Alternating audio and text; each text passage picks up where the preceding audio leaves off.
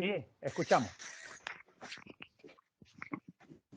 Padre amado, Señor, primero que todo, Padre, le quiero dar las gracias, Señor, por este día, Señor, por la vida, Padre, por la salud, Señor, por su infinita misericordia, Padre amado, que día a día nos concede, Señor.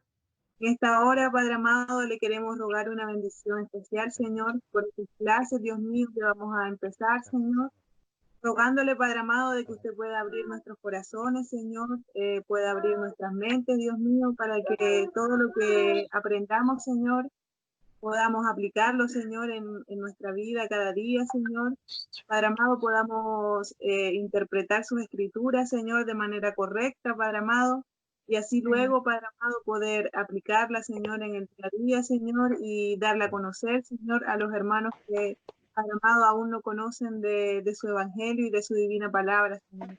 Padre amado, les ruego una bendición especial por cada integrante, hermanos, Señor, por el pastor Mauricio, Señor, usted vaya guiándolo, Señor, vaya delante de él, Señor, vaya poniendo tino, Señor, y vaya refrescándole, Señor, lo que usted le ha dado, Señor, lo que usted, Padre amado, le ha enseñado, Señor, para que él, Padre amado, pueda transmitirnos a nosotros, Padre.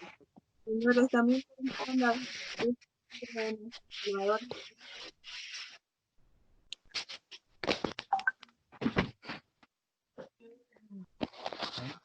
Amén. Amén. Amén. Bien. Amén. Bien. Tratamos de que nadie se mueva, por favor, quienes pasean por la casa o moviendo teléfonos, todos quietitos, ¿sí? Así menos ruido posible. Bien, vamos con, ya estamos grabando, ¿sí? Gracias, mi hermana Sibira, por dirigirnos en una oración. Vamos a ir a unas pequeñas consideraciones introductorias acerca de lo que es esta escuela bíblica virtual. Como verán, esto es un aula. Entonces necesitamos, como en toda aula, prestar atención, aguardar en silencio. Se puede desactivar, habrán visto allí en sus pantallas como hay varios hermanos que tienen el micrófono desactivado. Eso es para que puedan escuchar, pero ustedes no puedan emitir ruidos. Se puede hacer eso, ¿sí? Pero si en alguno en la casa no hay ningún ruido, ningún problema con que lo dejen abierto, ¿sí? Cuando quieran hacer una pregunta o participar, habilitan allí el micrófono y preguntan, por supuesto, ¿cierto? Es una clase, así es que podemos preguntar y podemos participar libremente, y la idea es eso. ¿Bien? Patricia, no me hables nada. Bien. Por otro lado, en la escuela bíblica, bueno, este es el cuarto año que estamos en el aire, ya tenemos 3 años ya de estudios, más o menos el ciclo completo dura 4 años. Bueno, no sé quién me está llamando por otro lado, no puedo, se tiene que sumar a esta grabación, ahí está.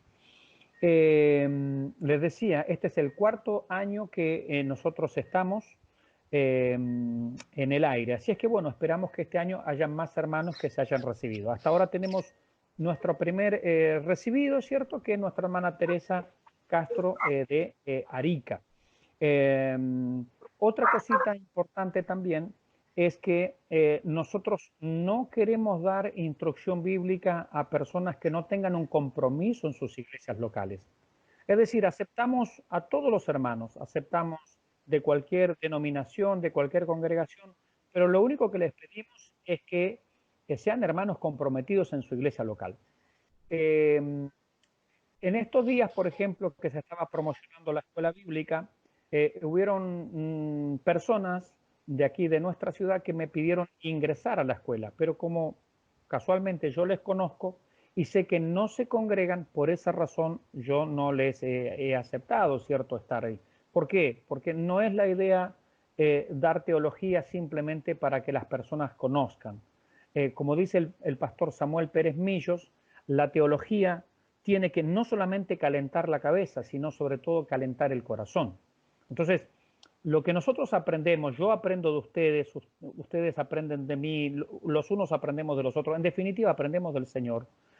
No es para discutir con los hermanos, es para beneficiar a los hermanos, es para estar congregados en una iglesia, ser la mano derecha o el lugar que el Señor nos coloque allí al lado de nuestro pastor, porque todos tenemos un pastor. y poder ser útiles, ser de bendición, ¿cierto? No ser de controversia. Sería muy lamentable que alguien esté estudiando teología y que después, por ejemplo, el pastor de esa iglesia me diga a mí, no, el hermano o la hermana fulano de tal, ahora que estudia la palabra, bueno, ahora es un engreído, ahora ya no colabora, llega a cualquier hora, ya no es responsable. Eso sería lamentable, ¿cierto? Es una persona que no está aprendiendo teología realmente. Es una persona que no está creciendo realmente en la fe, ¿no? Así es que, bueno, le voy a pedir a mi hermana Jimena o a mi hermano Natanael si pueden agregar al hermano Daguito, ¿sí? Que él me está llamando aparte. A ver si lo pueden incorporar. Yo ya hice la llamada para todos, pero se ve que él no respondió enseguida y no se pudo incorporar. Sí, ayúdenme en eso, por favor. Así es que esos son elementos importantes a tener en cuenta.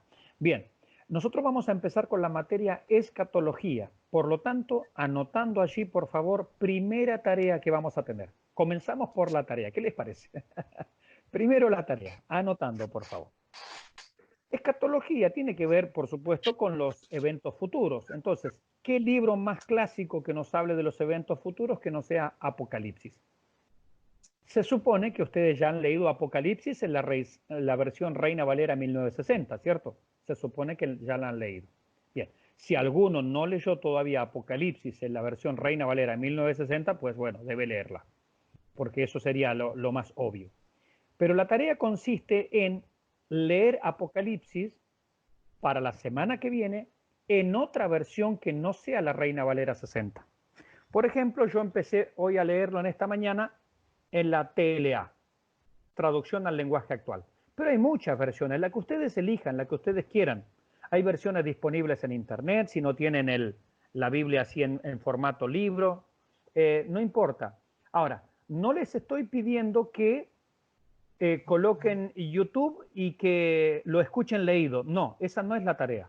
Yo sé que uno puede ir a YouTube y está en la versión que uno quiera. No, el trabajo, la tarea es ir y leer versión libro o versión libro digital, no importa, pero leído, que ustedes lo lean, el Apocalipsis, los 22 capítulos, para el miércoles que viene, en otra versión. Yo arranqué hoy con la TLA, traducción al lenguaje actual, pero puede ser, por ejemplo, acá tengo otra versión, la NTV, la nueva traducción viviente, puede ser la NBI, la nueva versión internacional, puede ser, no sé, la versión que ustedes tengan o la versión que ustedes elijan, que lo puedan leer. ¿Se entendió? ¿Sí? ¿Bien? ¿Ok? ¿Me hacen así? ¿Se entendió? ¿Me hacen así? ¿Yo los veo? Perfecto, listo. Entonces, esa es la tarea. Si alguien puede sumarlo al hermano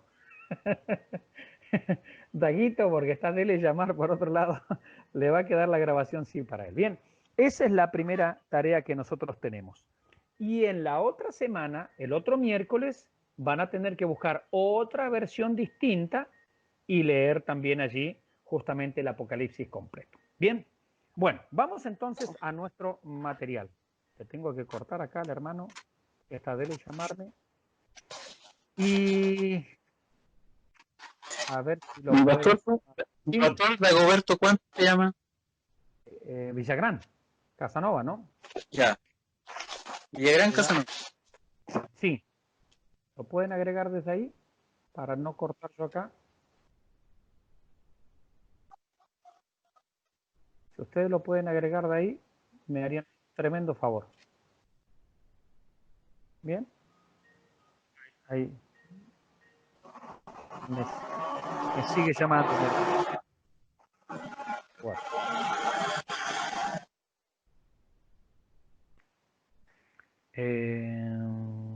A ver, discúlpenme, sí, discúlpenme que el hermano me está llamando por otro lado. Ustedes siempre esperen a mi llamada, ¿sí? Nadie debe llamar, sino que yo los agrego. A ver si con el teléfono me resulta más fácil.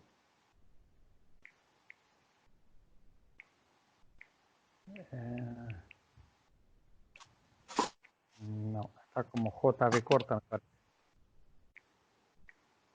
Ahí está, ahí está. Viva. Ahí lo agregué. Lo agregué a través del teléfono.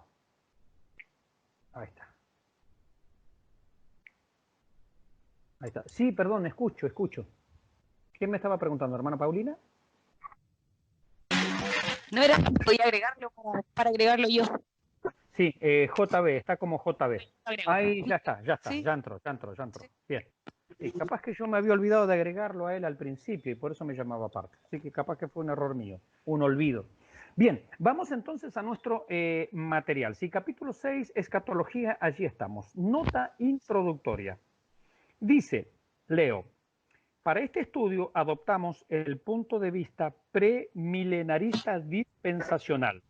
Bueno, ya tenemos trabajos ahí. ¿Listo? Segunda tarea. Ustedes tienen que averiguar y definir. Acá va a haber una pequeña definición, pero tienen que investigar. ¿Qué es el premilenarismo? ¿Sí? Después todas las tareas las vamos a subir al grupo de WhatsApp. Sí, que para eso está el grupo de WhatsApp. ¿Sí? Entonces, tarea. ¿Qué es el premilenarismo? Esa sería la tarea 2, porque la tarea 1 es leer Apocalipsis en una versión distinta de la Reina Valera 60. Segunda tarea, ¿qué es el premilenarismo? Y tercera tarea, ¿qué es la interpretación dispensacional?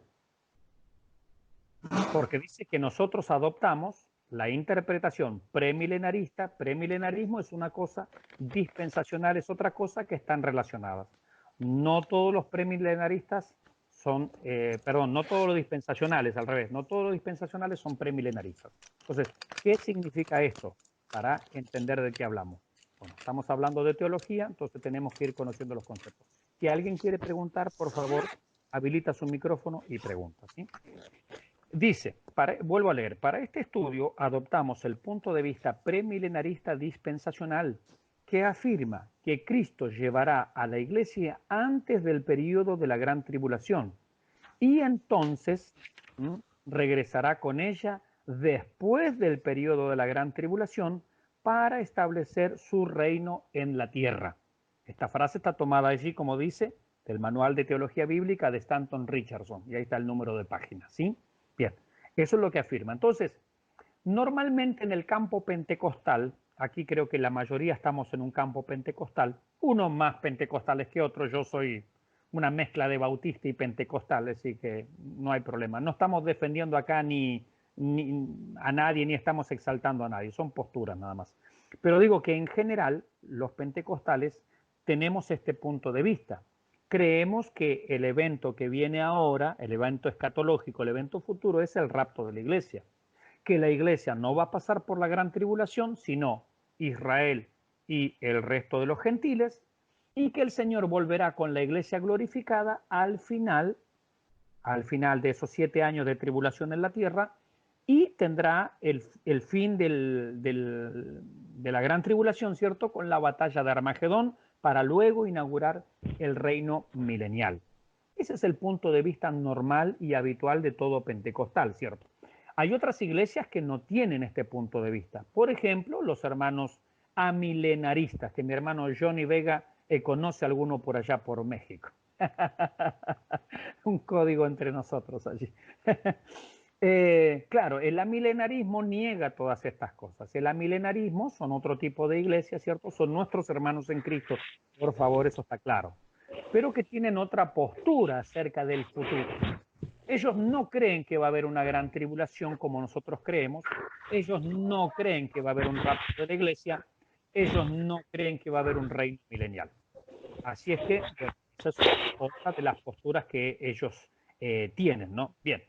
Las iglesias bautistas reformadas también tienen el mismo punto de vista. A ver, si pudiéramos nombrar algunos predicadores, pueden anotar algunos predicadores allí.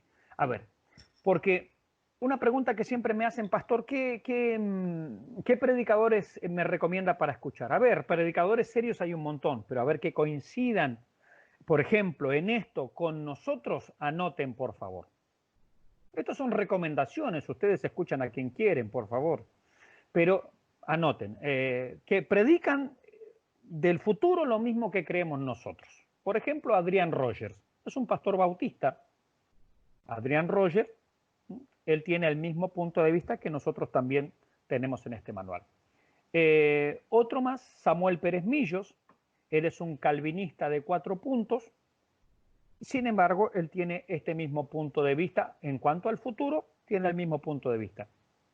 En cuanto al futuro, también John MacArthur tiene el mismo punto de vista que nosotros. Él es premilenarista dispensacional. Entonces, hablando del futuro, John MacArthur tiene nuestro punto de vista que nosotros seguimos acá. No cree lo mismo en cuanto a la salvación. Esa es otra cosa, esa es otra materia. Capítulo 4, soteriología. Ahí en doctrina de la salvación no vamos a coincidir tanto con MacArthur. Pero ahora estamos hablando de los tiempos futuros. ¿Qué otro predicador? Bueno, Armando Alducin también tiene este punto de vista premilenarista dispensacional. El pastor mexicano Chuy Olivares, también, por nombrar algunos, ¿cierto? No, ustedes escuchen a quien gusten. A ver, ¿quién más? David Jeremía con H al final. David Jeremía, la H al final, Jeremiah, para que ustedes cuando entren a YouTube puedan buscar alguno de estos predicadores y saben que tienen nuestra misma postura. Ahora, ¿quiénes no tienen nuestra postura acerca del futuro? Por nombrar simplemente, yo no los estoy descalificando, no, de ninguna manera. Es simplemente, como estudiantes bíblicos, sepamos dónde está posicionado cada uno, solamente eso, ¿cierto? Bien. Sugel Michelén, por ejemplo, que es un gran predicador, sin embargo, él es amilenial. Él no les va a predicar nunca del rapto de la iglesia, él lo niega, la gran tribulación, el reino milenial, para él nada de eso es cierto. ¿Sí?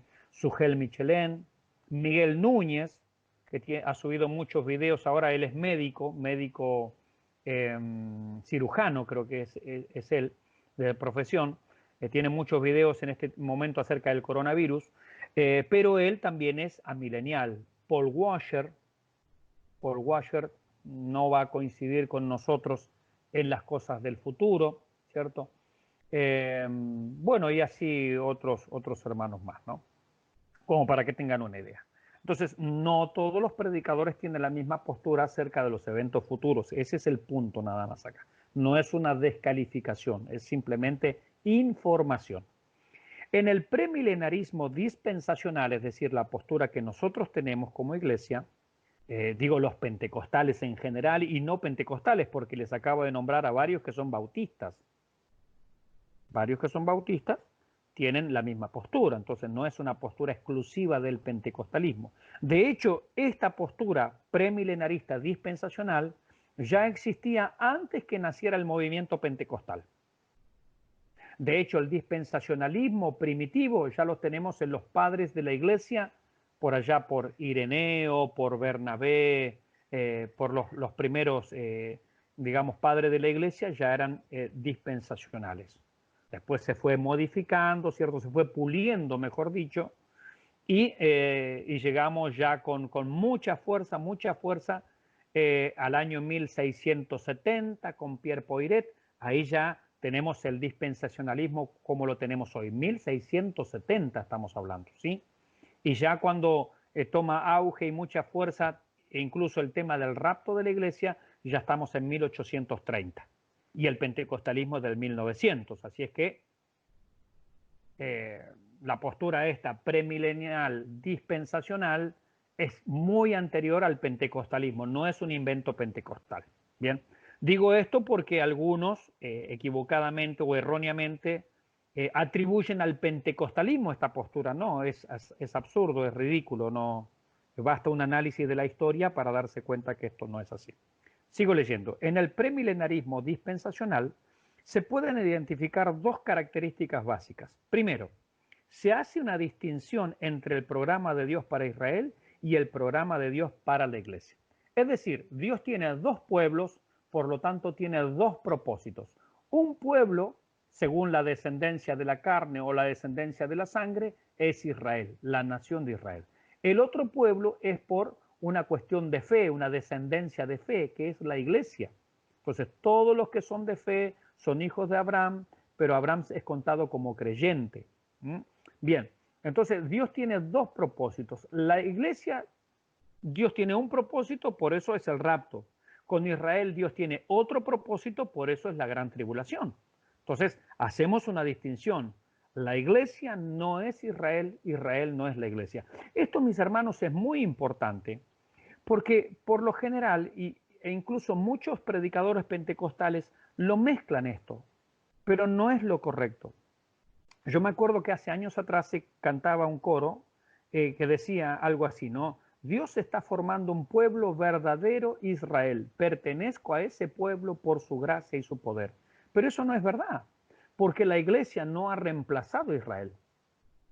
En el amilenarismo, la otra postura, digamos la contraria, ellos creen que la iglesia ha reemplazado a Israel. Por eso Dios ya no tiene ningún plan con la iglesia, con Israel, ya Israel no cuenta para nada. Todo se cumple en la iglesia, dicen ellos. Pero eso no es posible. Eso no es posible y vamos a ir desarrollando el por qué. O si ustedes tienen preguntas, me las pueden hacer, por supuesto. Entonces, Dios tiene dos pueblos, esto es importante. La iglesia no ha reemplazado a Israel. Dios tiene un plan con la iglesia, Dios tiene otro plan con Israel.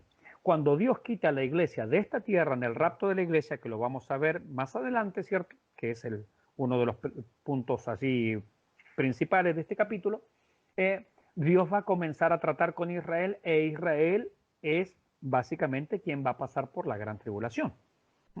Entonces, es muy importante entender esto. A ver, no solamente los hermanos amileniales hacen este error. Los movimientos apostólicos y proféticos que están tan de moda, ¿no? Que vinieron allí desde...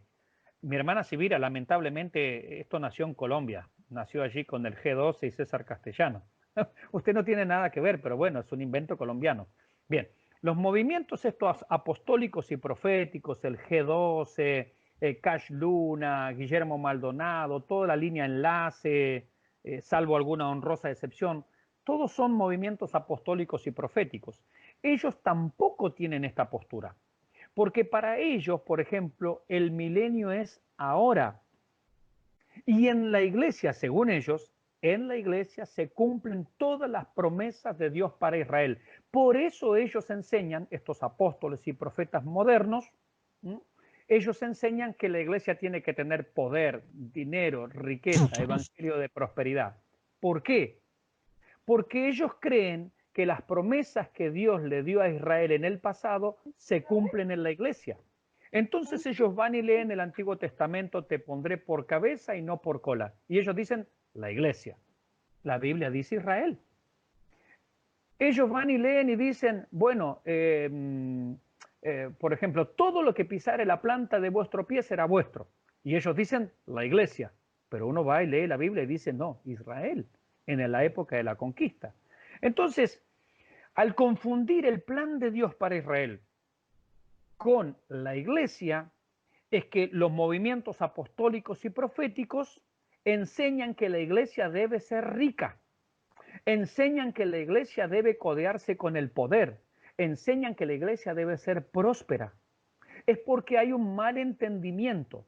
A ver, las promesas dadas por Dios a la nación de Israel, anótenlo por favor, esto es muy importante. No está acá en el material, pero yo les voy tirando información. El material es una guía, ¿sí? Anótenlo por favor. Porque de aquí viene el error de estos movimientos. Las promesas de Dios dadas a la nación de Israel son promesas de bendición material. Entonces, Israel igual promesas materiales. Por eso habla del oro, de la plata, de la riqueza, de las finanzas, de las posesiones, etcétera, etcétera. Sí, todo eso lo dice el Antiguo Testamento, pero se lo dice a la nación de Israel. En cambio, para la iglesia, como es otro pueblo, Dios tiene otro propósito y la iglesia no ha reemplazado a Israel, ¿sí? Dios tiene promesas de bendición espirituales. Por eso Pablo va a decir que hemos sido enriquecidos en los lugares espirituales en Cristo Jesús. Entonces, si yo tomo las promesas de bendición material dadas a Israel y las aplico a la iglesia, ahí tengo el porqué de el llamado evangelio de prosperidad. Porque no hay un entendimiento, no hay una separación clara entre qué es para Israel y qué es para la iglesia. ¿Alguno tiene alguna pregunta? Habilita allí su micrófono, ¿cierto? Y pregunte, ningún problema. O si le surge una pregunta, después me la manda por WhatsApp, como usted guste, no hay problema. Bien, entonces tenemos que entender esto. En el premilenarismo dispensacional, que es nuestra postura, no es exclusiva de los pentecostales, ni fue inventada por los pentecostales, ya existía lo del rapto, mínimo un siglo, y lo de las dispensaciones, así completas como las conocemos hoy, 4 siglos antes. Así que atribuir esto al pentecostalismo es absurdo, es anacrónico. Entonces, en el premilenarismo dispensacional se pueden identificar dos características básicas. Primero, se hace una distinción entre el programa de Dios para Israel y el programa de Dios para la iglesia. Es decir, la iglesia no es el Israel espiritual, son absolutamente distintos. Primer tema.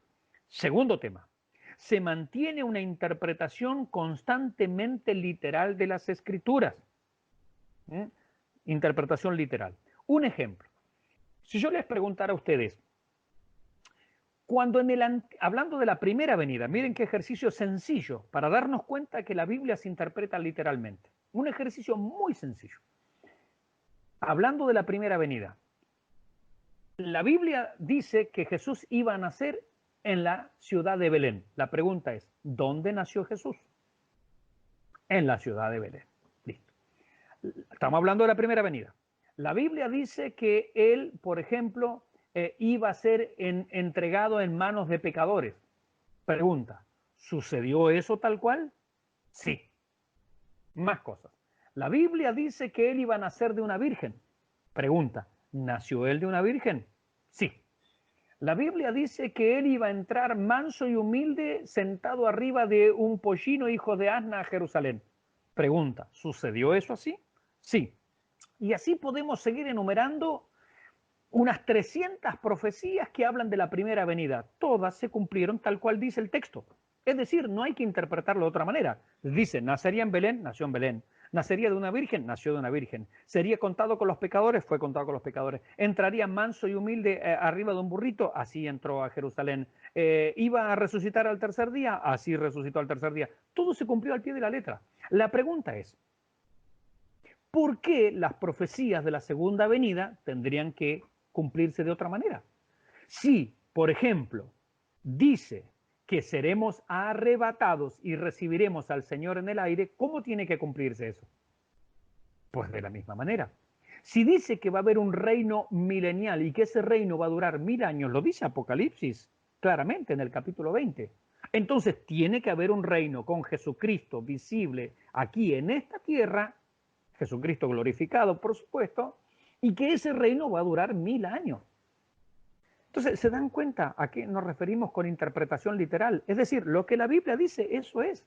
Así pasó en la primera venida, así va a pasar en la segunda venida. No puede ser de ninguna otra manera. Sería ilógico y sería absurdo. Por eso el amilenialismo no tiene sentido. Porque el amilenialismo dice, bueno, el milenio es un periodo indefinido de tiempo. Que yo sepa, el milenio son 1000 años.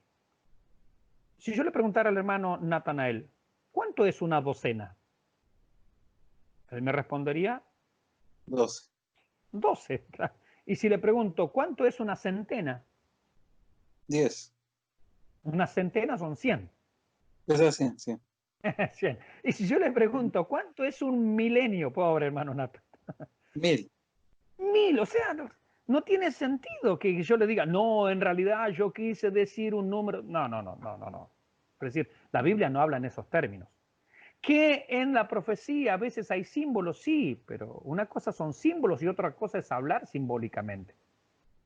Entonces, Mi pastor, una sí, consulta. ¿cómo no? Por ejemplo, en Primera Tesalonicenses dice que los muertos en Cristo resucitarán primero. Eso Bien. respecto a la segunda venida. Entonces podemos entender que ese versículo es netamente para la iglesia. Porque yo pensaba, ¿quiénes en el pueblo de Israel cumplieron los mandamientos del Señor? Hicieron su voluntad, no van a ser levantados en base a ese versículo, porque ellos no No, murieron en Cristo. no, exactamente. ¿Ven?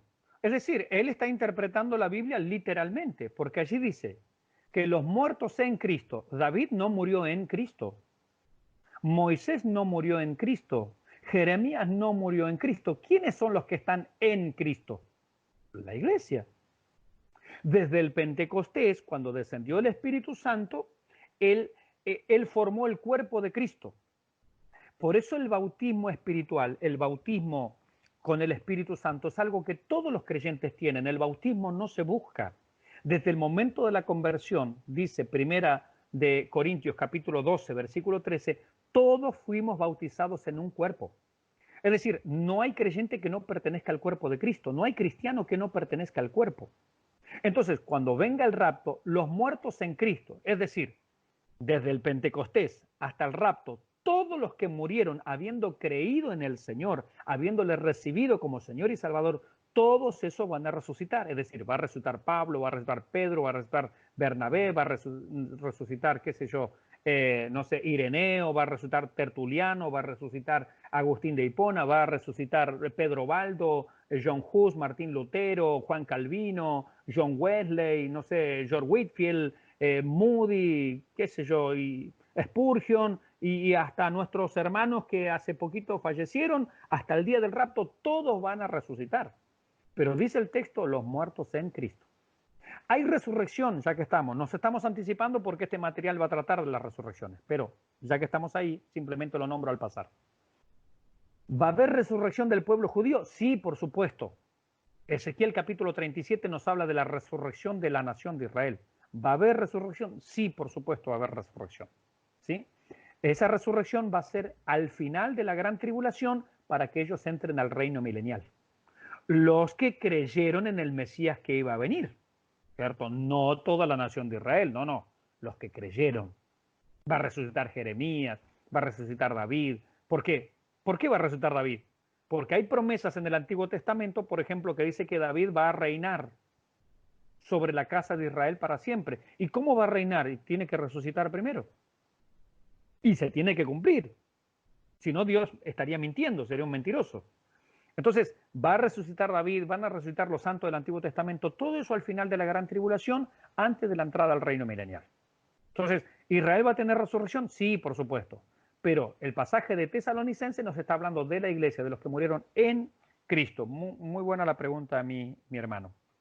Entonces, se mantiene una interpretación constantemente literal de las Escrituras. Los partidarios del premilenarismo dispensacional, es decir, nosotros, creen que habrá un arrebatamiento de la iglesia anterior al periodo de la tribulación. Amén.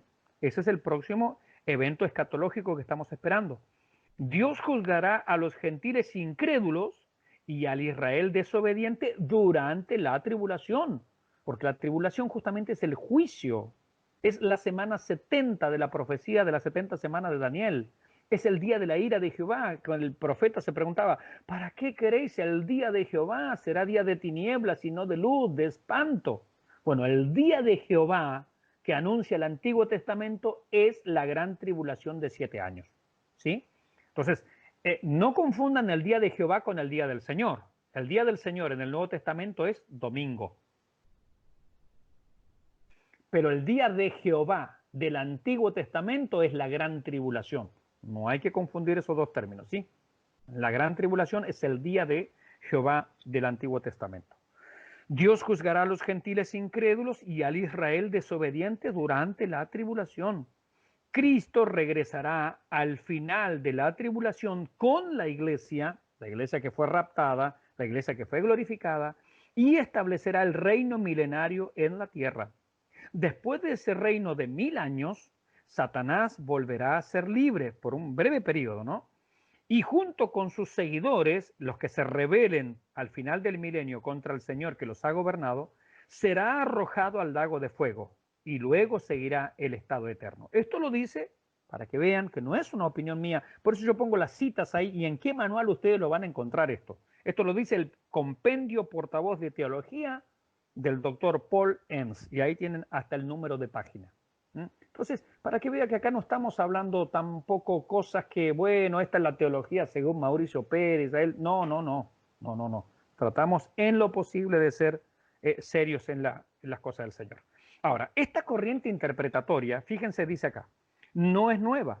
Tiene sus orígenes en Justino Mártir, que vivió entre el año 110 y 165, en Ireneo, del 130 al 200, Clemente de Alejandría, del 150 al 220, Agustín, del 354 al 430, Pierre Poiret, que escribió un libro extraordinario, La economía divina, en francés, de 1646 a 1719, John Edward, Isaac Watts, John Darby, que a él se le atribuye sobre todo el auge y el énfasis en el arrebatamiento, se lo debemos eso a John Darby, de 1800 a 1882, Scofield. ¿Quién de nuestros padres o viejos pentecostales no tenían la Biblia de estudio Scofield? Capaz que el pastor Arrey allá en Calama tiene o tenía una Scofield. Bueno, el predicador, ¿no? El reverendo Scofield es uno de los proponentes, ¿no? de este sistema, y su Biblia fue realmente muy famosa, la Biblia anotada de Scofield. Y en tiempos más actuales, bueno, algunos también como Frank Gebelin, Charles Feinberg, Wilbur Smith, Louis Sperry Chafer, este es el creador del Seminario Teológico de Dallas, uno de los mejores seminarios del mundo, Charles Riley, un tremendo teólogo, John Balboa, Dwight Pentecost, entre otros grandes teólogos. Bien, eso como información simplemente. ¿Alguna pregunta de lo que estuvimos viendo? ¿Alguien tiene alguna duda? ¿Alguien quiere hacer alguna pregunta? Seguimos adelante. ¿Cómo estamos? ¿Estamos bien? Llevamos 36 minutos de clase, así que la clase recién empieza. Pónganse cómodos. Como tienen sus micrófonos allí silenciados, pueden tomarse un tecito, unos mates, no sé qué toman cada uno de ustedes. Total, está en silencio ahí el micrófono. La realidad de la segunda venida, punto número 1. Lo otro era la nota introductoria nada más. Por el testimonio de los profetas. Nosotros no vamos a leer aquí en clase los textos. Esta es una tarea de ustedes, ¿sí? Es una tarea de ustedes ir en su casa con tiempo, ir leyendo estos pasajes, justamente para ir incorporándolos en nuestra mente, ¿cierto? ¿De qué trata cada uno de los pasajes? El testimonio de los profetas. Los voy a mencionar algunos nomás. Zacarías en el capítulo 14 habla de la segunda venida. Ezequiel en el capítulo 21 habla de la segunda venida. Isaías en el capítulo 11 habla de la segunda venida, por ejemplo. El testimonio de Juan el Bautista. Bueno, en Lucas 3 él habló de la segunda venida. El testimonio de Cristo mismo en Juan capítulo 14, él habló de su segunda venida. Los ángeles en Hechos capítulo 1 le dijeron a los discípulos, así como la habéis visto ir, así también volverá. Hablaron de la segunda venida. Mateo habló de la segunda venida. Marcos de la segunda venida. Lucas, Juan hablaron de la segunda venida. Santiago habló de la segunda venida. Pedro habló de la segunda venida. Doy vuelta a mi hoja. Pablo también, por supuesto, es uno de los que más ha hablado de la segunda venida. Así es que el tema de la segunda venida está en el Antiguo Testamento, está en el Nuevo Testamento, está por todos lados. La segunda venida es innegable. No podemos negar la segunda venida. Ahora, en segundo lugar, segundo punto, punto número 2, el carácter de la segunda venida. Como dice ahí Hechos 1:11, así como le habéis visto ir, así volverá. ¿Y cómo se fue él? Se fue de manera corporal. Él en sus manos tenía las marcas de la cruz, ¿se acuerdan? ¿Cómo le dijo él a Tomás el incrédulo? Pon tu dedo en mi llaga. ¿Qué más? Mete tu mano en mi costado y no seas incrédulo, sino creyente. Entonces, será personal y corporal. Cuando decimos personal, queremos decir que Él va a venir, Él personalmente. Él no va a mandar a un ángel, bueno, los mando a buscar, no. Él va a venir personalmente, porque así está escrito. Este mismo Jesús, y no otro, este mismo Jesús que ascendió, así volverá. Él subió en un cuerpo glorificado. En ese cuerpo glorificado, Él podía hacer ciertas cosas, ¿cierto? ¿Qué hizo en ese cuerpo glorificado? Por ejemplo, comió. Él comió un pez asado allí cuando los discípulos estaban pescando, ¿sí? ¿Quién está llamando ahora? Ay, la hermana Erika. Le tengo que cortar. Él comió un pez asado, él comió pan con los discípulos, ¿cierto? Él comió pan con los discípulos. Así es que, bueno, él prometió también que en su reino milenial iba a participar de la Santa Cena. No comeré del fruto de la vid, ¿cierto? No tomaré el fruto de la vid, no comeré del pan, hasta que se cumpla en el reino de Dios. Entonces, bueno, hay muchas cosas que el Señor iba a hacer. Ahora, este dato es importante el que tenemos ahora. Recuerden que si quieren preguntar, si algo no se está entendiendo, por favor pregunten, habiliten los micrófonos y pregunten. Entonces, en primer lugar, ¿Pastor? Sí, ¿quién pregunta? La hermana Susana. Hermana Susana, sí, dígame. Sí, es que justo estuve meditando en esto hace un par de semanas atrás. Si cuando veamos a Jesús, porque usted una vez lo dijo, en que nosotros le veríamos sus cicatrices Sí, de la crucifixión. sí. Eso va a ser así tal cual, sí, verle sus manitos, sus piecitos. Me imagino que serán esas más las cicatrices, ¿no? Sí, Porque él bueno, fue azotado, todo, pero no creo que esas cicatrices sí. a ver, la Biblia lo presenta a él. A ver, cuando él compartió el pan con los hermanos de Maús, ¿cuándo le reconocieron los hermanos de Maús? ¿Cuando él hizo qué? Cuando él Mm, Partió el pan. partió el pan. Allí muestra sus manos. Dicen que al partir el pan le reconocieron. A Tomás le dijo, mete tu dedo aquí en la llaga, cierto, tu mano en mi costado. Y mis hermanos, en Apocalipsis hay un cuadro tremendo. Bueno, ustedes lo van a leer ahora, así que no les voy a dar una doble tarea porque lo van a leer. Pero cuando así. lleguen al capítulo 5 de Apocalipsis, dice que fue presentado en medio del trono un cordero como inmolado. Eso lo dice en la Reina Valera 1960, pero ¿qué significa eso? Por eso es importante leerlo también en otras versiones. Dice, un cordero que tenía las marcas de haber sido sacrificado. Es decir, que Jesucristo allí en el cielo, hoy nuestro sumo sacerdote, porque esa es la labor que hoy está haciendo en los cielos, tiene y conserva en su cuerpo de gloria las marcas de la cruz. Por eso en el cielo Él es presentado en el capítulo 5, antes de pasar al capítulo 6, que es la gran tribulación, cuando empieza a desatar los sellos, dice que tenía justamente esas marcas, un cordero como inmolado, es decir, un cordero que tenía las marcas de haber sido sacrificado. Y ese es su estado actual. Es decir, que cuando nosotros le veamos, cuando nosotros le reconozcamos, también se dejará ver en su cuerpo de gloria las marcas de la cruz. Esto es realmente extraordinario, mis hermanos. Esto es una cosa impresionante. Es decir, más allá de cómo Juan lo vio con toda la gloria, pero debajo de esa gloria están todas las marcas de la cruz, porque ese fue el precio de nuestra redención. No, eso realmente es extraordinario, mis hermanos. Bien, el carácter de la segunda venida será personal y corporal. Es decir, con un cuerpo de gloria, por supuesto, no un cuerpo de carne y hueso. ¿Sí? A propósito, nosotros también cuando resucitemos tendremos un cuerpo semejante al cuerpo de la gloria suya, dice la Biblia. Es decir, que en el cielo se puede comer, sí, pero no por necesidad, porque el Señor come. El Señor descendió a la tierra, se apareció en la tierra, comía, desaparecía, no sé, podía hacer cientos de cosas que nosotros no podemos hacer, pero Él con el cuerpo de gloria sí lo podía hacer. Y podía disfrutar justamente también incluso de la comida, no por necesidad, ¿cierto? Pero se puede disfrutar. Es decir, que en el cielo habrá disfrute y habrá goce, no por necesidad, sino bajo otras características con un cuerpo glorificado. Eso es interesante, ¿no? Analizar lo que implica un cuerpo de gloria. ¿Será en dos fases o etapas? Esto es importante también. Porque, a ver, la segunda venida, cuando hablamos de la segunda venida, en realidad la segunda venida es un paquete de eventos. Es como cuando a ustedes le venden sus vacaciones en, vamos a suponer que la hermana Sibira, aprovechando que ella es colombiana, dice se va, no sé, se va allí a, no sé, alguna isla del Caribe, no sé, vamos a decir a República Dominicana, se va allí al Caribe, ahí, es la mejor época del año, crucero ahí con su esposo, sus hijos, una maravilla, gloria a Dios.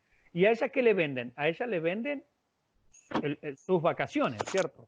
Ahora, las vacaciones en realidad es un paquete, incluye el pasaje, incluye el crucero, incluye el desayuno, incluye el almuerzo, incluye unas noches así, no sé, con vista al mar, incluye, no sé, un spa, un sauna, vaya a saber qué cosas incluye, y también incluye el viaje de regreso. Esas son sus vacaciones. Pero dentro de las vacaciones hay una serie de eventos, esto es lo que quiero decir. Cuando la Biblia habla de la segunda venida, también es un paquete, es una serie de eventos. Eso es lo que tenemos que entender. Entonces, cuando hablamos de la segunda venida, hablamos de una serie de eventos. Para simplificarlo, uno lo divide en dos. El rapto al principio y la manifestación al final. ¿Entiende? Pero en el medio pasan una serie de circunstancias. Pero la segunda venida es un paquete de eventos. Entonces, la segunda venida en este paquete de eventos, lo dividimos simplificado en dos fases, comienza con el rapto y termina con la aparición de él. Yo les hago una pregunta a ustedes. A ver, ¿qué diferencia hay? ¿Quién me contesta, aunque sean dos cositas? ¿Qué diferencia hay entre el rapto y la aparición allí al final de la tribulación? Porque si decimos que la segunda venida se divide en dos fases o dos eventos importantes, aunque hay una serie de eventos en el medio, ¿qué diferencia hay entre el rapto y qué diferencia hay con la manifestación, es decir, allá al final? ¿Qué diferencias hay? ¿Qué diferencias notan ustedes? Cualquiera puede participar. El rapto va a ser algo muy rápido. Bien. Va a ser repentino. ¿Y la manifestación no?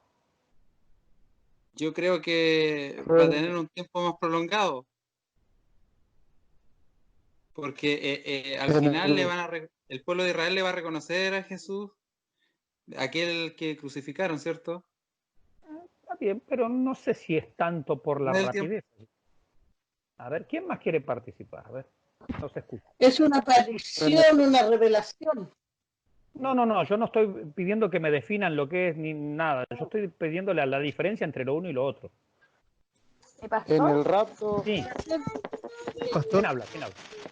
¿Quién habla? No sé quién está habla? hablando. ¿Se escucha? Hable, Jimena, hable ¿se nomás. escucha? Hable, hermana. Sí, Ya, hable, hermana. yo creo que por ejemplo, que en el rapto, ¿cierto? La iglesia va al encuentro con Cristo. Cristo no baja a la tierra. En cambio, en la manifestación, Cristo baja con la iglesia a la tierra. Muy bien, ahí ¿Se escuchó? tenemos una... Sí, perfecto. Ahí tenemos una definición bien clara. En el rapto, Cristo no baja a la tierra, el encuentro es en las nubes. En la manifestación, Él baja a la tierra para la batalla de Armagedón, juicio de las naciones e inaugurar su reino milenial. Entonces, ahí tenemos una gran diferencia. Otra diferencia, una más y me quedo tranquilo por hoy.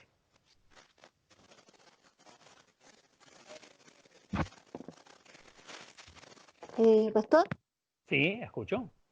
que cuando él baje, va a venir en juicio Sí, a juzgar. bien. ¿Y el otro? O sea, me está diciendo una parte sola. Bueno, Cuando... en el rapto no, porque en el rapto nosotros no vamos a ser juzgados. Nos vamos con él, va a ser un Muy bien. momento hermoso. Claro, ahí está la diferencia establecida, por eso tenemos que nombrar las cosas. En el rapto, todos los que participan de él son bendecidos. En la segunda venida, él viene justamente para la batalla de Armagedón. Si bien hay gente que se va a beneficiar, los que le han esperado y los que han creído en él, pero más bien uno viene para buscar lo suyo y el otro viene para establecer el juicio. Bien, son algunas diferencias. Más adelante seguimos viendo más detalles, ¿no? Entonces, en la primera parte, la primera fase, lo que se llama el rapto, será en el aire, llamado rapto o arrebatamiento. ¿Sí? Está el micrófono abierto ahí, hermanos. Dios lo bendiga, Sí, mi hermana pastor. Lidia. Sí, escucho. ¿Quién habla? Johnny. Es mi hermano Johnny. Dígame, mi hermano Johnny.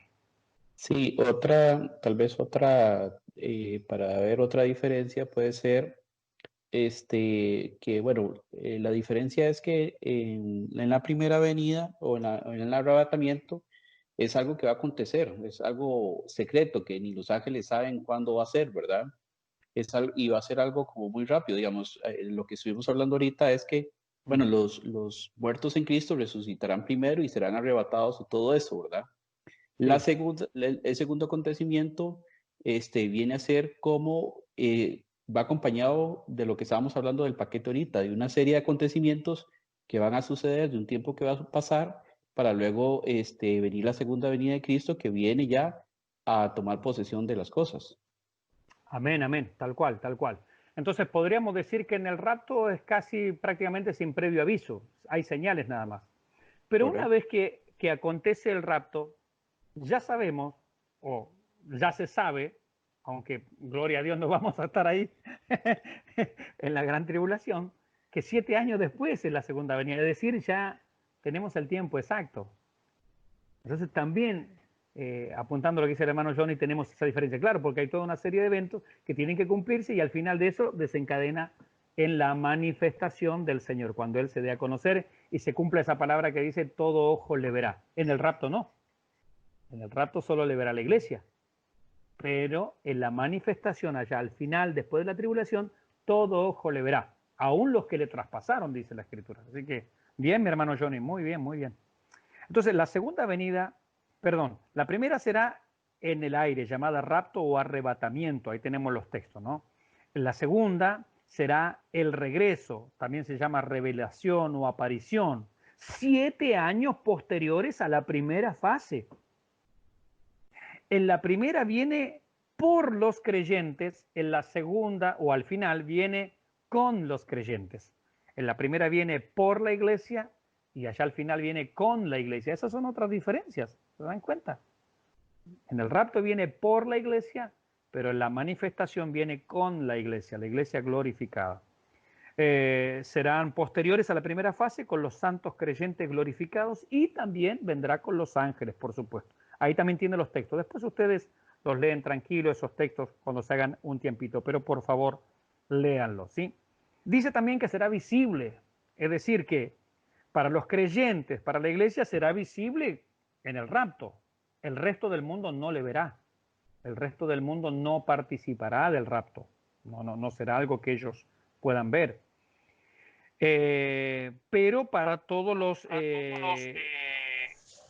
los incrédulos, hay alguien que tiene, mi pastor Claudio tiene que poner el micrófono en silencio porque nos hace eco. Sueno, ahí está, gracias. Bienvenido, bienvenido. Y para el resto del mundo decimos será visible aún para los que no quieran verle allá al final de la tribulación, ¿cierto? Bien. También dice que será repentina. Sí, ¿quién pregunta? ¿Quién habla? Una consulta, hermana Teresa de Arica. Pero hermana Teresa, ¿será posible? Pastor, Sí. acá hay algo que me queda claro. Cuando es el rapto, usted dice que no va a ser visible Para el mundo. para el mundo. Mm. Entonces, en la segunda venida, donde dice y todo, ¿verdad? Sí, Sí. claro. Al final sí.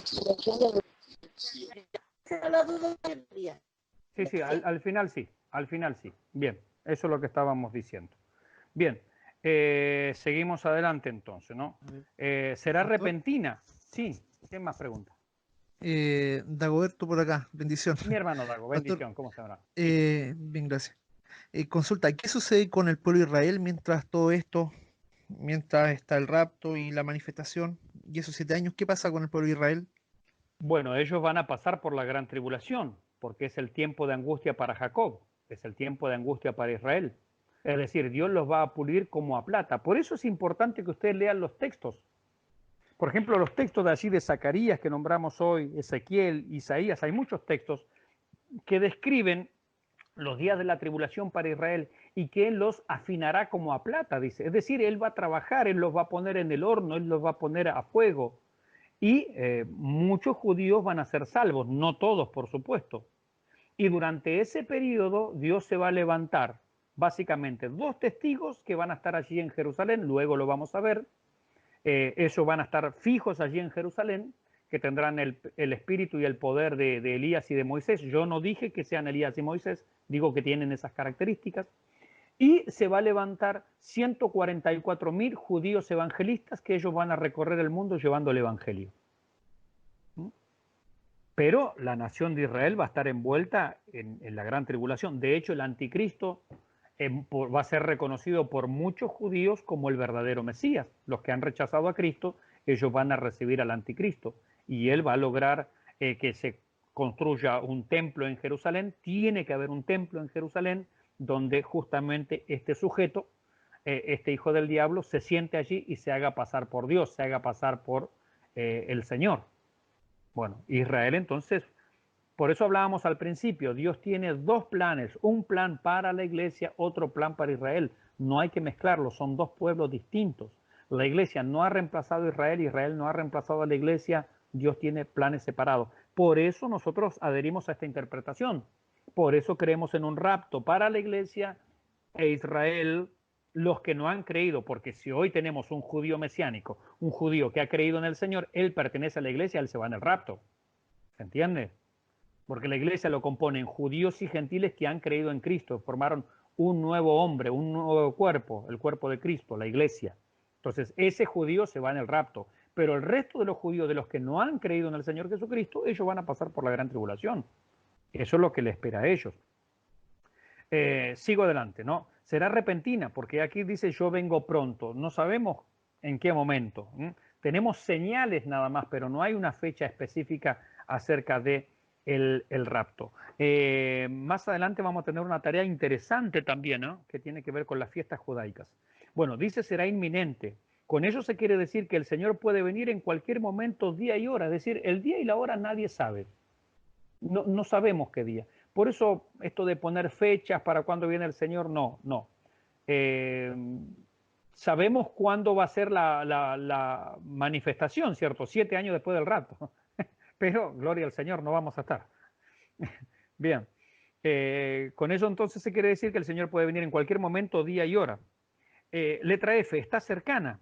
En cuanto a lo cercano del día podemos indicar las siguientes señales. Bueno, ahí tenemos señales, pero son señales nada más. No nos dicen qué día y qué hora, pero son cosas que uno debe estar atento, ¿no? En los cielos, ahí está, en Lucas 21. En la tierra, Lucas 21, Mateo 24. Guerras, Mateo 24. Hambre, Mateo 24. Terremoto, Mateo 24. Inquietud y desorden, 2 Tesalonicenses 2:7. Medios de comunicación multiplicados, wow, lo que tenemos hoy. Daniel 12:4, Nahum 2:4. Apostasía e interés demoníaco, 1 Timoteo 4:1. Señales comerciales, Apocalipsis 13. Señales políticas, Daniel 2 y 7. Señales judías, Mateo 24. Es decir, hay muchas, pero son señales nada más. Eso no nos dicen, no nos podemos nosotros aventurar el día y la hora. Hay una corriente que está apareciendo hace un tiempo para acá, que tiene su seriedad, pero yo no me la tomaría tan a pecho. A ver, ¿qué quiero decir?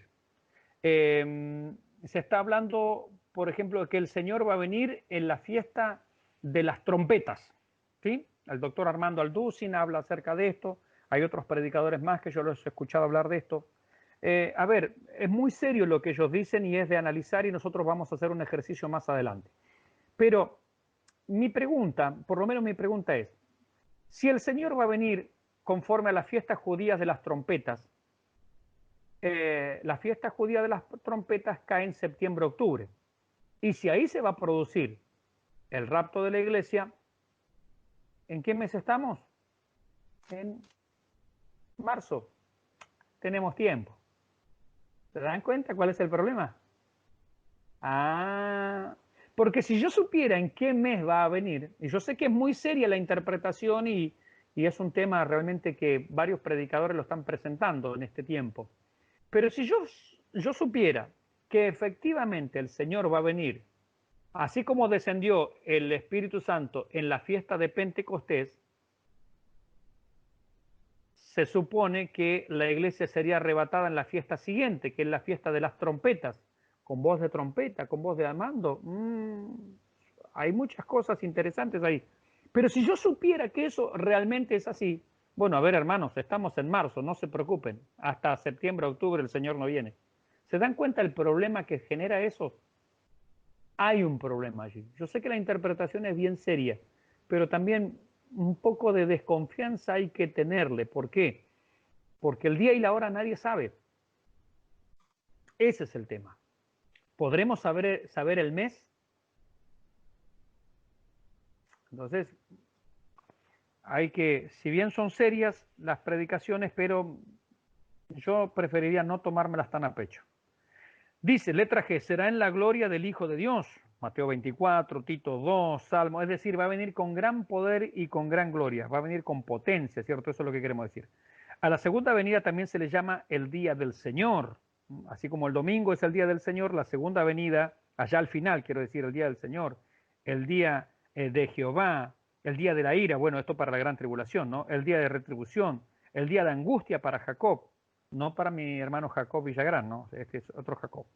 Sin duda que para el creyente será de gozo y gran alegría, mientras que para los demás será de gran lloro y de lamento, ¿no? Eso es lo que va a acontecer.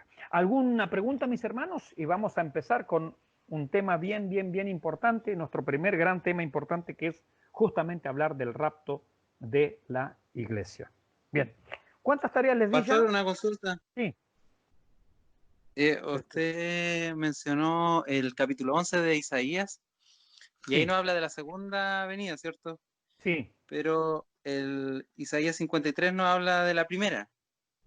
Entonces, la profecía nunca es, o sea, no es en orden cronológico. No. ¿Cómo podemos entender su interpretación? Porque yo creo que Apocalipsis tampoco es cronológico.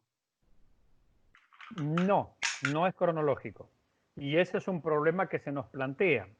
Es decir, en el Antiguo Testamento las cosas no fueron dichas cronológicamente. No. Algunas veces sí, otras no. Hay algunas profecías de Daniel que están en orden cronológico. Por ejemplo, la profecía de las 70 semanas es orden cronológico. Pero en general no. Apocalipsis nos pasa lo mismo, ¿cierto? A ver, el Apocalipsis, el consenso mayoritario es que funciona como si fuese una espiral. Es decir, arranca acá, viene hasta acá, vuelve al principio, arranca acá, vuelve al principio, y a través de distintos cuadros nos va presentando así como serpenteando. Esa es la idea de Apocalipsis. Entonces nos va mostrando cuadros de distintos momentos, pero después vuelve al principio. Y cuadro de distintos momentos y vuelve al principio. Es decir, nos va abriendo el panorama a través de figuras, a través de cuadros, a través de símbolos, a través de distintos lenguajes, pero no todo está en un orden cronológico. Algunas cosas sí están en orden cronológico, otras no. Entonces es así, es como superpuesto todo el panorama.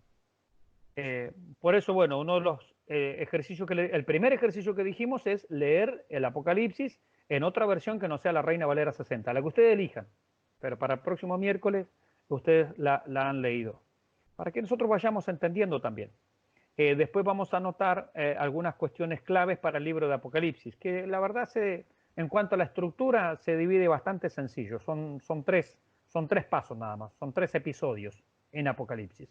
3 nada más, sí, solo 3 y tiene el panorama completo de Apocalipsis. La verdad que bastante sencillo, parece complicado pero no lo es. ¿Alguna otra pregunta?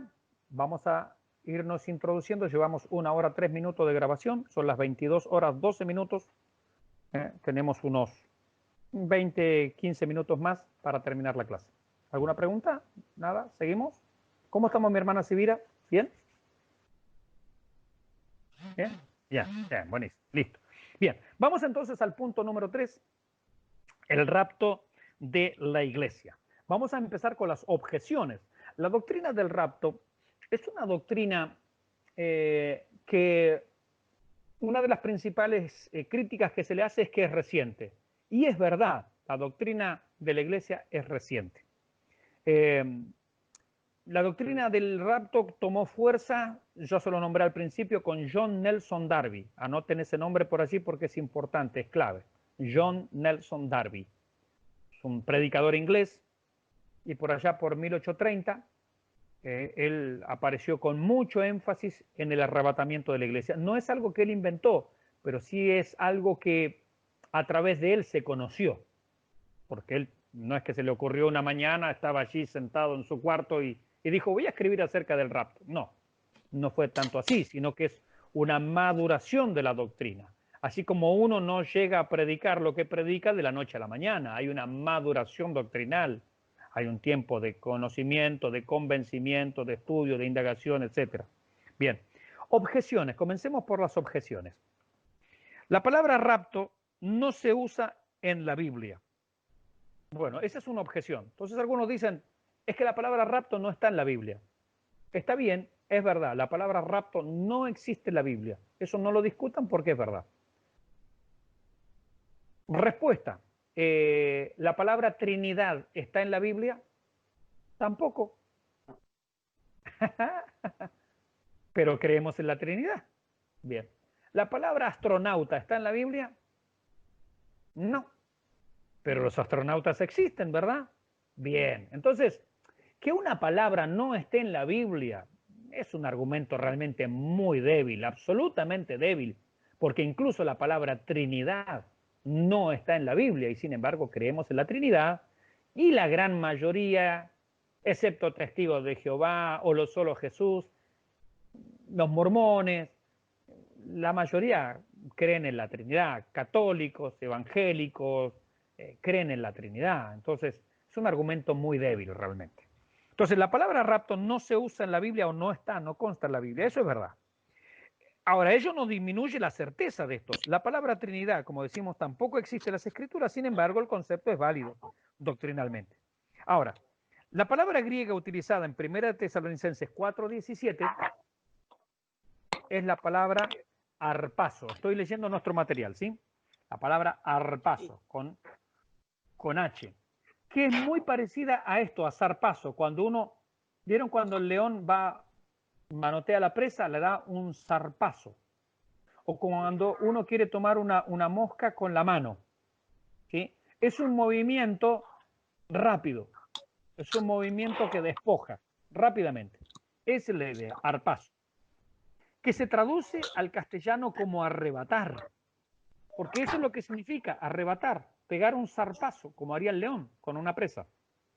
Esa es la palabra que utiliza Pablo. Según Strong, este es un gran comentarista, Strong, significa capturar, quitar, atrapar, tomar por la fuerza. La palabra describe la acción del Espíritu Santo al transferir a Felipe de una localidad a otra. En Hechos 8:39, ahí tiene la misma palabra. Fue arrebatado, arpazo. Felipe fue arrebatado. Y el arrebato de Pablo al paraíso. Ay, porque eran las 10. Hoy día trabajaba hasta las 8. Mi hermana Mañana Jimena se tiene descansa. su micrófono abierto. Déjelo al hermano Janito tranquilo. Ahí está. Bien, gracias. Perdón. Y el arrebato de Pablo al paraíso, en 2 Corintios 12:2 y 4, usa la misma palabra, arpazo, fue arrebatado, fue tomado así, por sorpresa, ¿cierto? Y llevado al paraíso, al tercer cielo. Sugiere la acción de una fuerza repentina. Esto está, por ejemplo, tomado de la Biblia Plenitud. Esta palabra arpazo fue traducida por Jerónimo al latín, en la Biblia Vulgata Latina, como rapio, y de allí, tomada al castellano, equivale a rapto. Entonces, la palabra rapto no está en la Biblia, está bien, pero está su equivalente, que es arrebatar. Arrebatar en latín, perdón, arpazo en latín es rapio, rapio es rapto en castellano. Entonces es una derivación, una traducción de palabras. Pero la palabra literal es arpazo, que significa arrebatar, tomar por sorpresa, tomar por la fuerza, transferir de un lugar a otro. Eso es lo que dice la Biblia. Entonces, la palabra allí consta, allí está claramente expresada en las Escrituras. Segunda objeción. No puede haber tal rapto y que nadie se entere. Esto dicen algunos. ¿Cómo va a haber? Porque, a ver, la crítica que se hace a esto, normalmente son siempre las mismas críticas, es El rapto secreto, el rapto secreto, el rapto secreto. A ver, la Biblia no dice que el rapto va a ser secreto. ¿Cómo? La Biblia no dice que el rapto va a ser secreto. Pablo le dice a los corintios, he aquí os digo un secreto. A ver, vamos a ponerlo en estos términos. Es como, yo estoy hablando ahí con mi hermano Natanael y le digo, venga, venga, hermano Natanael, y él me pone el oído. Le voy a decir un secreto. Claro, claro. Quiere decir que yo no se lo he contado a nadie, es algo que se lo estoy comunicando. Eso, ahí está. Hermano Natanael, le voy a decir un secreto. Eso. Pablo le está diciendo a los corintios, aquí os digo un secreto, es decir, esto no lo sabe nadie. Él no está diciendo no se va a enterar nadie. Lo que Pablo está diciendo, lo que Pablo quiere decir es que la enseñanza acerca del rapto nunca nadie la había dado. Pablo se la comunica por primera vez a los corintios, por lo cual les dice, aquí os digo un secreto. Esto es algo que nadie sabe, algo que nadie conoce, pero yo se los quiero contar a ustedes. Ahora, desde el momento que está escrito ahí, todos lo sabemos. ¿Quién no sabe de nosotros que va a ocurrir un rapto? Todos. ¿Qué creen? Hasta los que no creen en el rapto saben que nosotros creemos en un rapto. Entonces, no es un secreto, no es que el rapto va a ser secreto. No, la enseñanza de Pablo en ese momento era un secreto. Pregunto yo, ¿el Señor Jesús enseñó acerca del rapto de la iglesia? ¿Quién me responde? Pueden responder. ¿El Señor Jesús enseñó acerca del rapto de la iglesia? ¿Sí o no? ¿Nadie se anima? Habilita el micrófono. No.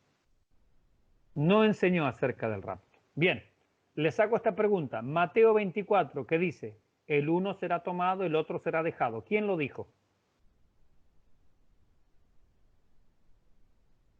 Soy todo oídos. Los escucho esta vez. Tienen todos sus micrófonos ahí apagaditos. Nadie quiere responder. Lo dijo Jesús. Mateo 24, lo dijo Jesús. Lo dijo Bueno. Jesús se lo dijo a sus discípulos. Vuelvo a preguntar entonces. ¿El Señor Jesús enseñó acerca del rapto de la iglesia? Sí. Sí. Vuelvo a preguntar. ¿El Señor Jesús enseñó del rapto de la iglesia? Sí, pero no claramente. El Señor Jesús no enseñó del rapto de la iglesia, porque si no, Pablo estaría mintiendo. Aquí os digo un secreto, se los acabo de decir. Nadie ha predicado, nadie ha enseñado el rapto. Yo se los voy a decir, es un secreto que yo me tenía guardado acá, que yo lo sabía y que ahora se los comparto a ustedes y ahora ustedes lo saben. Y como está puesto por escrito, ahora los demás lo saben. Los primeros en enterarse fueron los hermanos de Corinto. Jesús no enseñó el rapto. Y ese texto entonces, el uno será tomado, el otro será dejado. ¿De qué está hablando el Señor en Mateo 24? De la gran tribulación. Y llegó al final de la gran tribulación, cuando ya se produce la batalla de Armagedón, el final de la tribulación, y dice, el uno será tomado, el otro será dejado. No puede ser ese el rapto, porque eso es al final de la tribulación y la iglesia se va antes. Eso habla del juicio en el día de Armagedón, en la batalla de Armagedón, donde el Señor va a ejecutar a unos, algunos se van a salvar, otros no. El uno será tomado. El que es tomado muere. El que es dejado se salva porque entra al reino milenial. Ese pasaje es la inversa. Anótenlo, por favor. Anótenlo, esto es muy importante. Porque es muy común que los predicadores mezclen allí.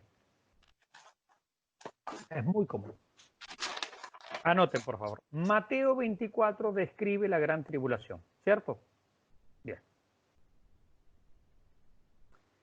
Llega al final de la gran tribulación, pónganlo en sus palabras, y dice, uno será tomado, el otro será dejado.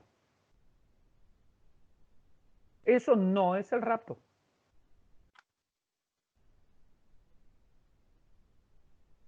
No es el rapto. ¿Por qué? Porque está al final de la tribulación. El rapto es antes.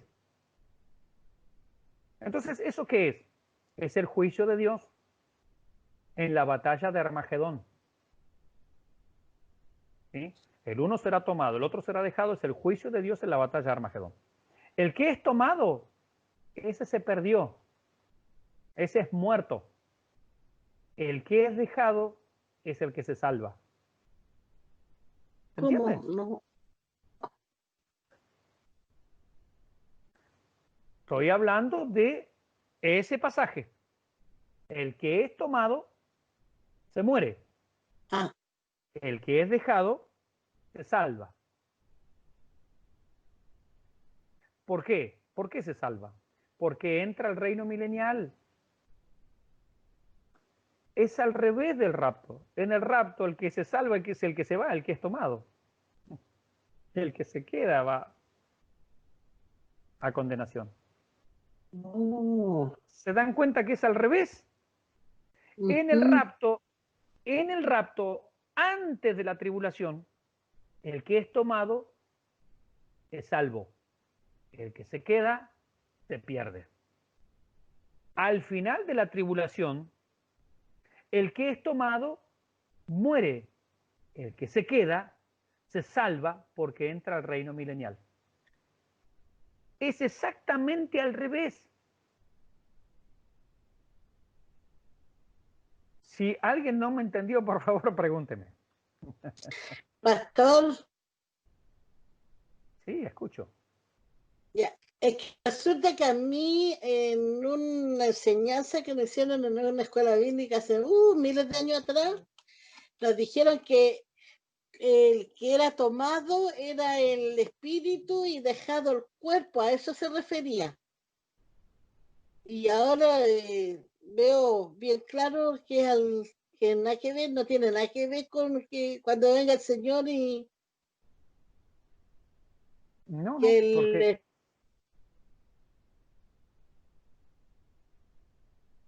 escucho. sí, Bien. que en ese tiempo se decía de que cuando viniera el rapto, si habían dos en un molino, era una sola persona, pero el alma era la que se iba y el cuerpo era el que se quedaba. No. Doble error. Primero, no es el rapto de la iglesia, estamos diciendo.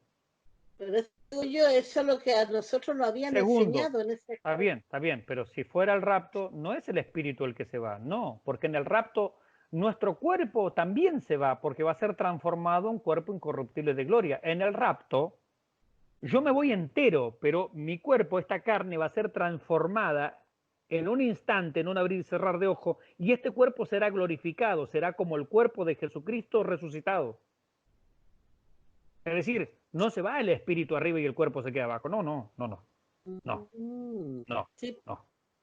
Eso lo vamos a ir viendo a medida ahora que desarrollemos la doctrina acerca del rapto. ¿Se entendió lo que dije, mis hermanos? Yo Sí, sé que ahora no. yo sé que es muy común, los predicadores en general agarran ese pasaje y dicen, ven, está en el molino, esto es el rapto de la iglesia. No es el rapto. Porque el Señor, primero, nunca predicó del rapto. Pedro no predicó del rapto. Juan no predicó del rapto. Santiago no predicó del rapto. El primero en predicar del rapto es Pablo.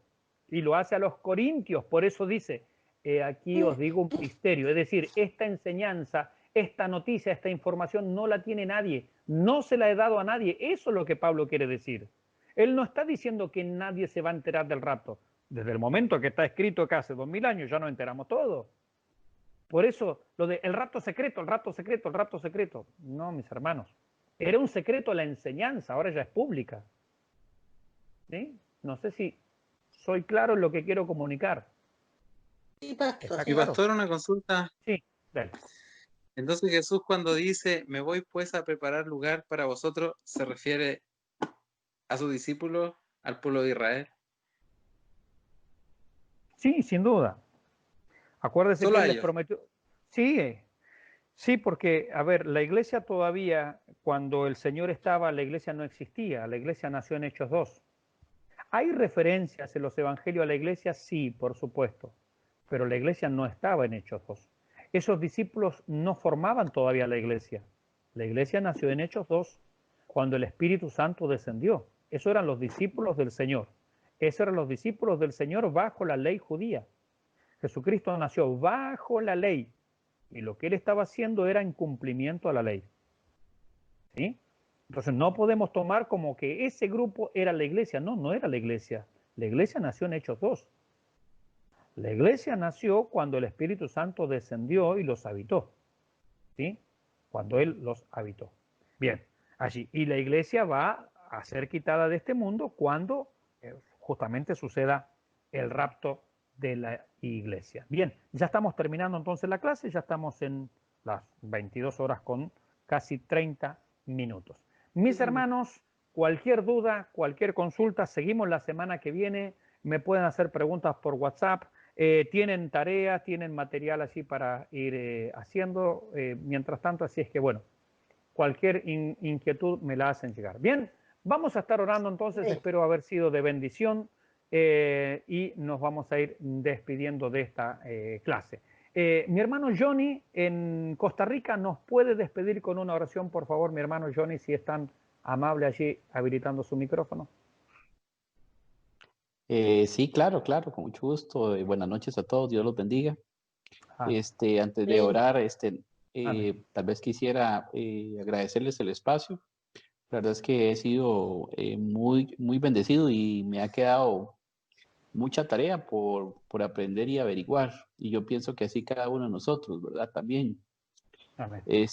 Vamos a orar, vamos a darle gracias a Dios por este rato que compartimos todos, que la verdad ha sido de mucha bendición y de eso se trata, ¿verdad? Esta clase. Te bendigo, hermano Mauricio, por esta explicación. La verdad es que me queda bien clara y nos queda tarea y de eso se trata. Amén, gracias. Entonces, vamos a orar y vamos a darle gracias a Dios entonces. Amén, gloria a Dios. Señor Padre Celestial y bendito Dios, te agradecemos, Dios, esta oportunidad que tú nos has dado hoy de reunirnos, Padre Celestial, y de escudriñar, Señor, de tu palabra, de saber, Señor, de lo que están pasando en estos tiempos y lo que está por venir. Te agradecemos, Padre Celestial, la oportunidad, Señor, que nos das cada día, Señor. Y nos cubrimos, Padre Celestial, con la sangre de Jesucristo, Señor, para donde quiera que vayamos, para donde quiera que estemos, Señor. Bendecimos, Señor, a todas las familias que están aquí representadas, Señor. A los que están ahí en sus hogares, Señor, y a cada uno de ellos, Señor, los bendecimos grandemente, Señor. Te damos gracias, Señor. Nos vamos, Señor. Aquí nos quedamos en nuestros hogares, ahí en cada uno donde están, Padre Santo, Dios. Pero que la bendición tuya, Señor, esté, Señor, en sus casas, Señor, en sus vidas, Padre Santo. Y que la palabra sea revelada, Señor, a su corazón, a su espíritu, Padre Santo, Dios, para que llegue ese entendimiento de la verdad tuya, Padre Santo, Dios. Tu palabra dice, Señor, que si no entendemos, pidamos sabiduría, Señor, y pedimos sabiduría, Señor, para que sea cada día más revelada, Señor. Gracias te damos, Señor, en el nombre de Jesús. Amén y amén. Amén. Muchas gracias, mis hermanos.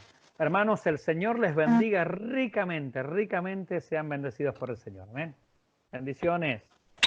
Nos estamos viendo. Amén. Chao. Chao, hermano. Chao. Bendiciones. Chao.